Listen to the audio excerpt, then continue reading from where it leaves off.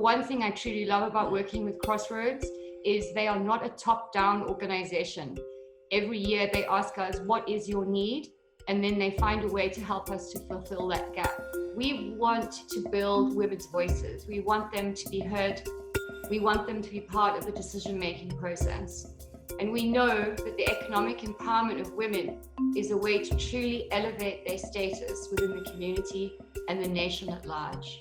It's been really empowering for me to see the growth in the women that we work with, to see the positive changes that are happening in their communities. There's just so much power in empowering people at grassroots level because, you know, the women that we work with, they are the backbone of the communities. You can't afford to leave anyone behind. So we need to think globally and act locally in terms of everything we do.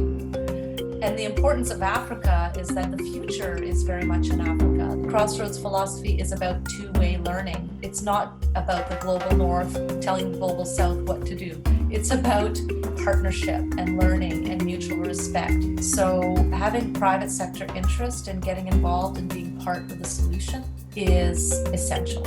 So there's just no way that we are going to move the needle on some big issues like poverty, women's rights, racism, sustainable livelihoods, sustainable agriculture, unless we have everyone on board. Crossroads works in partnership with organizations already well rooted in their communities throughout a number of African countries.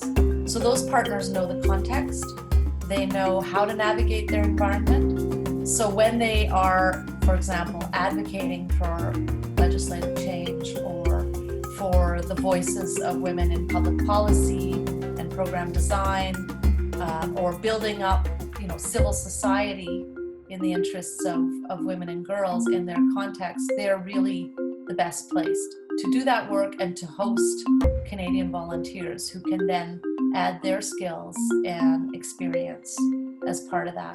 What I think is the most impactful of all was the training program, because the National Agency for Volunteering in Togo, they coordinate the whole over 5,000 missions on the ground in Togo every year.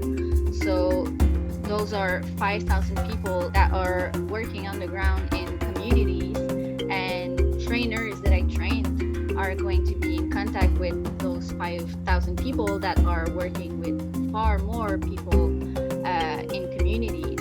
I believe the impact is systemic and very far-reaching. They were looking for me to develop training curriculum to help those women with business practices. So I was doing agribusiness training curriculum for them. And then, of course, I did training. And since I left, that training has expanded by more than 10 times, and they've done lots more. I've seen firsthand in Eswatini, where we're working with women in remote villages, and they're making baskets.